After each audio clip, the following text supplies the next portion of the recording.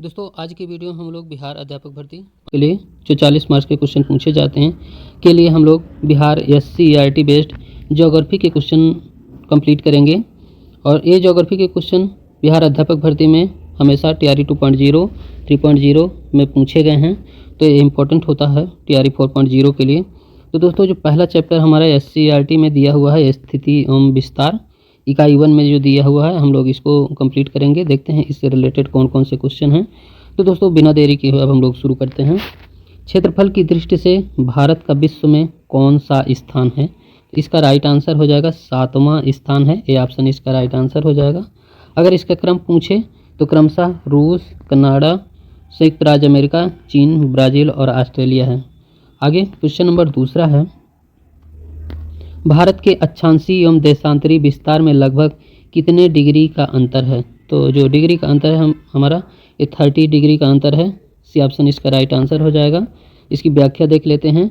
भारत के अक्षांशीय एवं देशांतरी विस्तार में लगभग 30 डिग्री का अंतर है।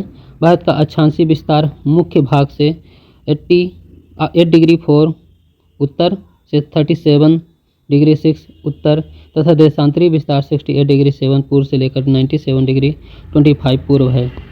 आगे क्वेश्चन नंबर तीसरा है, भारत की मानक मध्याह्न रेखा का मान कितना है? तो इसका 82 डिग्री 30, इसका सी ऑप्शन राइट आंसर हो जाएगा। सी ऑप्शन में इसकी व्याख्या देखते हैं। भारत की मध्याह्न रेखा का मान 82 डिग्री 30 पूर्वी देशांतर है जो प्रयागराज के नैनी से होकर गुजरती है। मध्याह्न रेखा चुनते समय इस बात का ध्यान रखा जाता है कि वह देश के बीचों बीच से गुजरती हो। क्वेश्चन नंबर चौथा है, भारत की स्थलीय सीमा रेखा तटीय रेखा के लगभग कितनी बड़ी है? तो इसका राइट आंसर हो जाएगा 2 बी ऑप्शन इसका राइट आंसर हो जाएगा। भारत की स्थलीय सीमा तटीय रेखा के लगभग 2 बड़ी है। स्थलीय सीमा की लंबाई 15,200 किलोमीटर है। मुख्य भूमि की तटीय रेखा 6100 किलोमीटर है तथा भारतीय द्वीपों का तटीय सीमा रेखा सम्मिलित करने पर इसकी कुल लंबाई 7,516.6 किलोमीटर हो जाती है। क्वेश्चन नंबर 5वां है, भारत एवं चीन के बीच में सीमा रेखा का नाम क्या है? तो मैक मोहन रेखा है। बी ऑप्शन इसका राइट आंसर हो जाएगा। क्वेश्चन नंबर 6वां है, निम्नलिखित में से कौन भारत का दक्षिणतम बिंदु है? दक्षिणतम बिंदु है इंदिरा पॉइंट। बी ऑप्शन इसका राइट आंसर हो जाएगा। भारत का दक्षिणतम बिंदु इंदिरा पॉइंट है जो अंडमान एवं निकोबार द्वीप समूह में स्थित है, जबकि इंदिरा काल भारत का सबसे उत्तरी बिंदु है। क्वेश्चन नंबर 7वां, निम्नलिखित में से कौन सी रेखा भारत के लगभग मध्य से होकर गुजरती है? तो कर्क रेखा है जो भारत के मध्य से होकर के गुजरती है। कर्क रेखा भारत के मध्य से होकर गुजरती है जो भारत को लगभग 2 भागों में बांटती है। कर्क रेखा भारत के 8 राज्यों से होकर गुजरती है जिसमें है गुजरात, राजस्थान, मध्य प्रदेश, झारखंड, छत्तीसगढ़, पश्चिम बंगाल, त्रिपुरा एवं मिजोरम है। इस तरह से सारे स्टेट से होकर के जो इसमें क्रम दिया हुआ है इन्हीं स्टेट से होकर गुजरती है। क्वेश्चन नंबर 8वां है, भारत में अरुणाचल प्रदेश और गुजरात के बीच स्थानीय समय में कितने घंटे का अंतर है? तो 2 घंटे का अंतर है। ए ऑप्शन इसका राइट आंसर हो जाएगा। भारत में अरुणाचल प्रदेश और गुजरात के बीच स्थानीय समय में लगभग 2 घंटे का अंतर है। जब अरुणाचल प्रदेश में सूर्योदय होता है तो उस समय गुजरात में अंधेरा हो रहता है और वहाँ 2 घंटे बाद सूर्योदय होता है। ऐसा दोनों में 30 डिग्री देशांतरी विस्तार के अंतर के कारण होता है। क्वेश्चन नंबर 9वां, भारत की स्थलीय सीमा कितने देशों को छूती है? तो ये 7 देशों को छूती है। इस 7 देशों में दोस्तों इसके पहले TRE 2.0 में भी स्थलीय सीमा से रिलेटेड क्वेश्चन पूछा गया था। तो इसमें कौन कौन से हैं इसको हम लोग जानते हैं। तो इसमें है पाकिस्तान, अफगानिस्तान, चीन, नेपाल, भूटान, बांग्लादेश तथा म्यांमार, जो कि क्वेश्चन पूछा आया हुआ था। अच्छा यही क्वेश्चन था, हाँ इसमें क्रम से था। तो इसमें 7 दिया हुआ है तो उनमें जो क्वेश्चन आया हुआ था पूछा गया था इनमें से एक कोई नहीं, क्योंकि 7 ऑप्शन नहीं था उसमें और सारे ऑप्शन इसी तरह दिए हुए थे तो इनमें से कोई नहीं था उसका सही। तो ये क्वेश्चन आया हुआ है TRE 2.0 में। आगे क्वेश्चन नंबर 10वां है, 10वें में निम्नलिखित देशों में से कौन सा देश सार्क का सदस्य नहीं है? तो भारत सार्क का सदस्य है, पाकिस्तान भी है, श्रीलंका, लेकिन म्यांमार सार्क का सदस्य नहीं है। सी ऑप्शन इसका राइट आंसर हो जाएगा।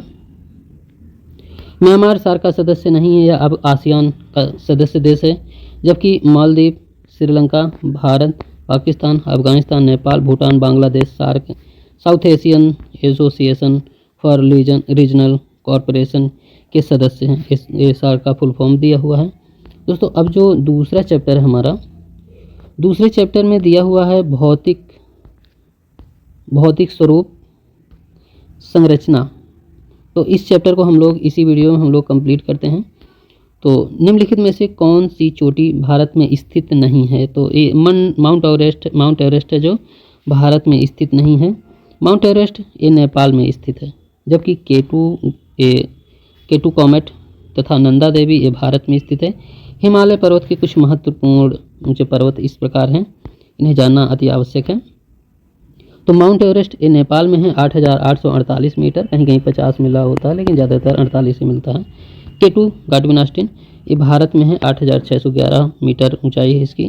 कंचनजंगा इसकी ऊंचाई ये भी भारत में है और इसकी ऊंचाई 8,598 मीटर है इसकी ऊंचाई। और कॉमेट ये भी भारत में है 7,756 मीटर इसकी ऊंचाई है। और नंदा देवी ये भी भारत में है 7,817 मीटर है। क्वेश्चन नंबर दूसरा, बिहार के उत्तर पश्चिम किनारे पर हिमालय की कौन सी श्रेणी है? उत्तर पश्चिम में शिवालिक है, इसका भी ऑप्शन राइट आंसर हो जाएगा। कुछ और इम्पोर्टेंट फैक्ट है, इसको जानते हैं। बिहार के उत्तर पश्चिम किनारे पर शिवालिक हिमालय की श्रेणी है। यह हिमालय की सबसे निचली श्रृंखला है।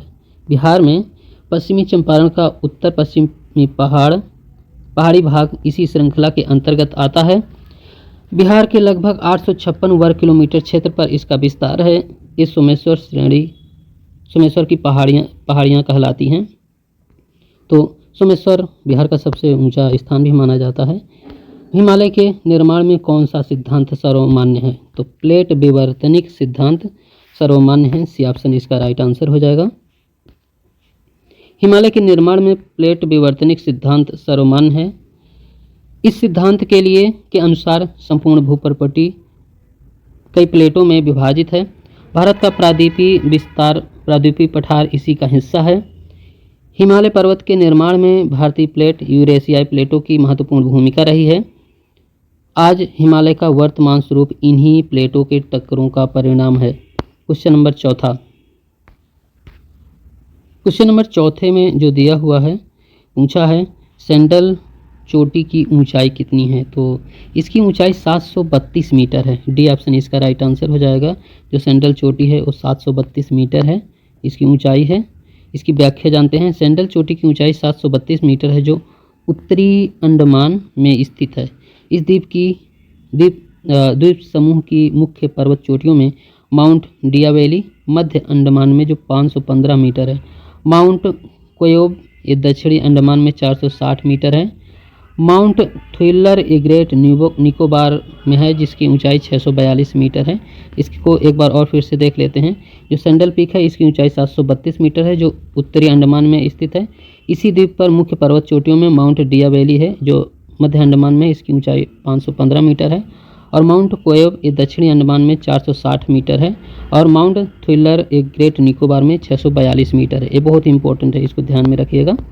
भारत का सबसे प्राचीन भूखंड बताना है आपको। तो प्रायद्वीपीय पठार सबसे प्राचीन भूखंड है। भारत का सबसे प्राचीन भूखंड प्रायद्वीपीय पठार है। यह आकृति की दृष्टि से त्रिभुजाकार है। अगर पूछा जाए कभी भी भारत का जो प्राचीन भूखंड है प्रायद्वीपीय पठार का आकृति कैसे है तो आपको बताना है कि त्रिभुजाकार है। प्राचीन गोंडवाना भूमि का ये अंश है। यह उत्तर की ओर चौड़ा है और दक्षिण की ओर संकीर्ण है। ये भी फैक्ट जानना अति आवश्यक है। इसकी जो ऊंचाई 600 से 900 मीटर है। इसके उत्तर में अरावली, विंध्याचल और सतपुरा की पहाड़ियाँ हैं। पश्चिम में पश्चिमी घाट पर्वत और पूर्व में पूर्वी घाट की पहाड़ियाँ हैं। इतना इसमें जो फैक्ट दिया हुआ है सारे इंपॉर्टेंट फैक्ट थे। तो दोस्तों फैक्ट वाले स्किप ना किया करें वीडियो को, जो फैक्ट बताया जाता है। प्लेट विवर्तनिक शब्द का सर्वप्रथम प्रयोग हुआ है तो ये टूजो विल्सन के माध्यम से किया गया है। और प्लेट विवर्तनिक शब्द का प्रयोग सर्वप्रथम टूजो विल्सन ने किया था, किंतु इस सिद्धांत को सर्वप्रथम W.J. मॉर्गन ने 1967 में प्रतिपादित किया है। तो ये प्लेट विवर्तनिक शब्द का अगर पूछा जाए, शब्द में अगर पूछता है कि किसने किया था तो ये टूजो हो जाएंगे, और अगर सिद्धांत पूछता है तो W.J. मॉर्गन हो जाएंगे। 1967 में। प्रशांत महासागर प्लेट की गति, तो ये 500 से 800 मीटर है, सेंटीमीटर है। प्रशांत महासागर प्लेट की गति 5 से 18 सेंटीमीटर तथा आर्कटिक कटक के निकट 2.5 सेंटीमीटर है। भारत 20 करोड़ वर्ष पूर्व सुदूर दक्षिण में था, जो गोंडवाना लैंड का भाग था। इसी गोंडवाना लैंड में भारत, ऑस्ट्रेलिया, अफ्रीका, दक्षिण अमेरिका के क्षेत्र शामिल थे। संबंधित धाराओं ने भूप्रपट्टी को अनेक टुकड़ों में विभाजित कर दिया। तत्पश्चात पृथ्वी का वर्तमान स्वरूप बना हुआ है। ये क्वेश्चन पूछा है, कथनों पर विचार करना है आपको। पहला है इसमें जो दिया हुआ है, उत्तर विशाल मैदान गंगा के नदी के तलछटों के निक्षेप है। दूसरा है, विशाल मैदान की औसत ऊंचाई 410 मीटर है। और तीसरा है, गंगा की सहायक नदियाँ यमुना, गंडक तथा घाघरा है। तो उपरोक्त में से कौन सा सही है? तो इसका 1 और 3 है। 3 में देख लेते हैं। 3 में दिया हुआ है गंगा की सहायक नदियाँ यमुना और गंडक हैं। और एक क्या है, उत्तर विशाल मैदान गंगा के नदी के तलछटों से निक्षेप है। तो ये पहला और तीसरा ये सही है।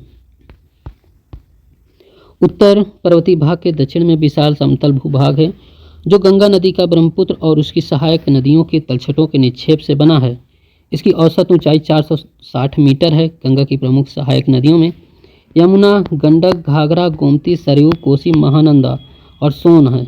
ये सहायक नदियों में, गंगा की सहायक नदियों में, इतना ये इम्पोर्टेंट है। क्वेश्चन नंबर 9 हिमालय पर्वत श्रेणी की आकृति बताना है आपको। तो ये डी ऑप्शन इसका सही है, अर्धचाप है जो इसकी आकृति है।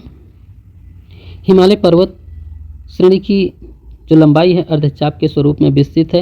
यह पर्वत पश्चिम से पूर्व दिशा में सिंधु और ब्रह्मपुत्र के बीच में 2500 किलोमीटर की लंबाई में फैला हुआ है। इसका क्षेत्रफल लगभग 5 लाख वर्ग किलोमीटर है। यह विश्व की सबसे ऊंची पर्वत श्रेणी है।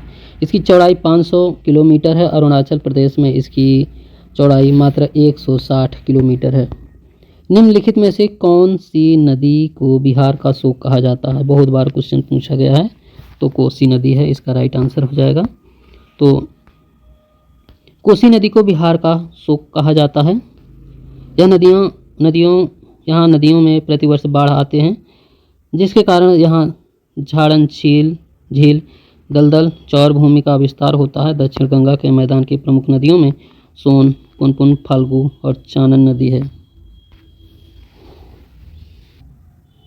दोस्तों इसमें एक टॉपिक और है जिसे हम लोग कंप्लीट कर लेते हैं। इस टॉपिक में हमारा जो दिया हुआ है ये अपवाह स्वरूप इसमें है, तो ये टॉपिक को भी फिनिश कर लेते हैं हम लोग। अपवाह स्वरूप से रिलेटेड जितने भी इम्पोर्टेंट क्वेश्चन हैं उसको हम लोग कवर कर लेते हैं। तो दोस्तों वीडियो को स्किप नहीं कीजिएगा, सारे क्वेश्चन बिहार SCRT बेस्ड हैं। तो जो पहला क्वेश्चन है, लक्ष्मी सागर झील किस राज्य में स्थित है? तो ये बिहार में है लक्ष्मी सागर झील। सी ऑप्शन इसका राइट आंसर हो जाएगा।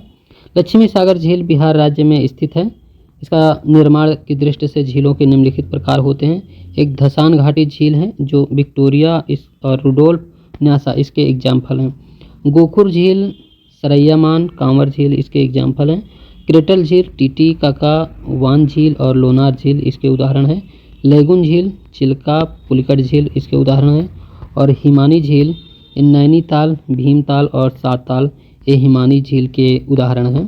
क्वेश्चन नंबर 2, निम्नलिखित में से लौनी झील है आपको बताना। तो सांभर झील लौनी झील है। और जबकि इसमें जो वुलर झील है, डल झील है और गोविंद सागर झील है, ये सभी मीठे पानी की झीलें हैं।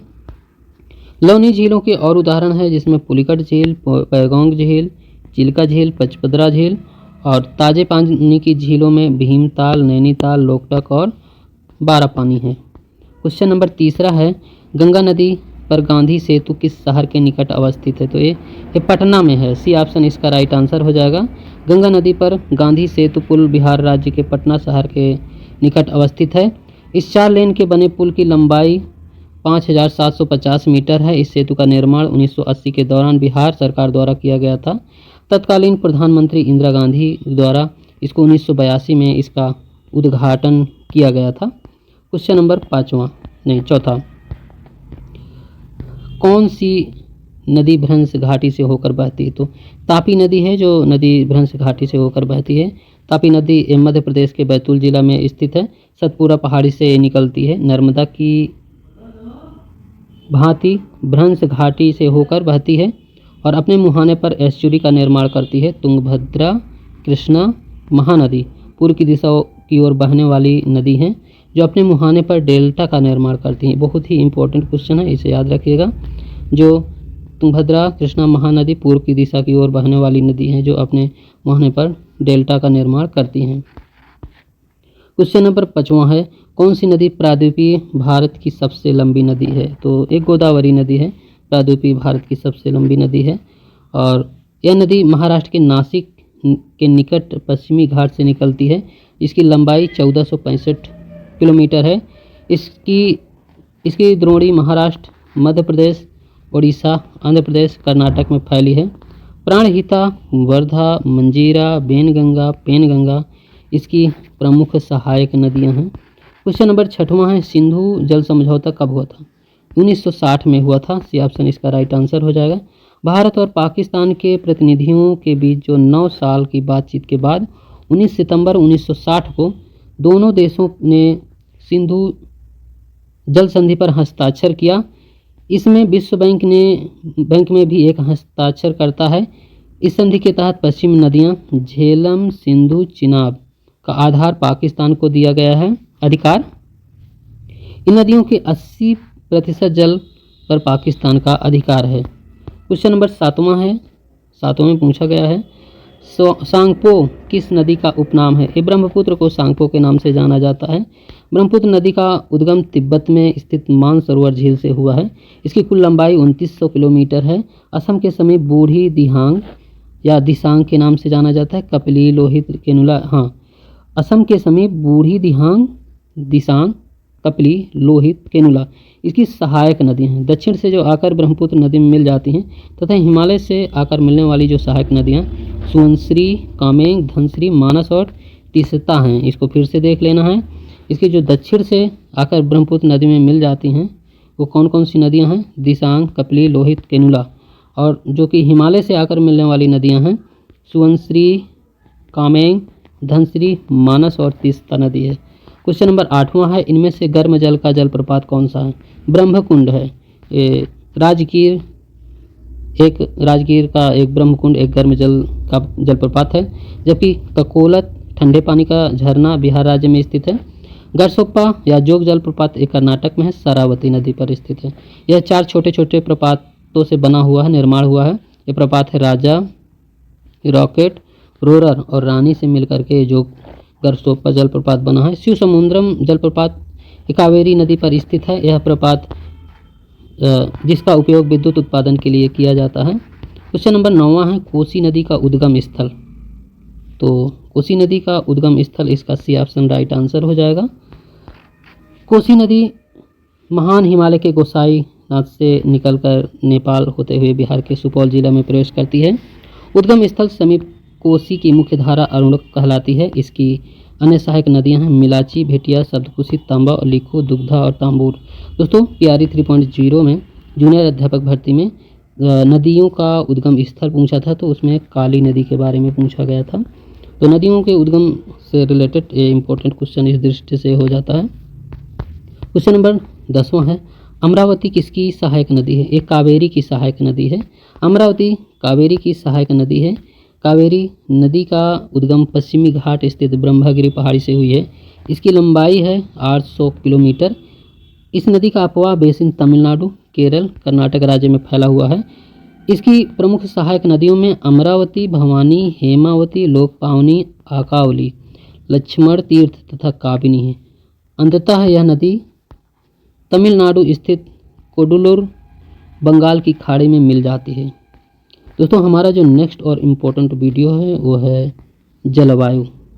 जलवायु से रिलेटेड जितने भी इम्पोर्टेंट फैक्ट हैं हम लोग इसको कवर करेंगे। साथ ही अगर आपने बिहार अध्यापक भर्ती के जो ऑफिशियल पेपर हैं PRE 2.0, 3.0 अगर इसके वीडियो अगर आपने ना देखे हों तो प्लेलिस्ट बनी हुई है, आप उन्हें ज़रूर देखें। तो दोस्तों आज का वीडियो यहीं तक। पूरा वीडियो देखने के लिए बहुत बहुत धन्यवाद।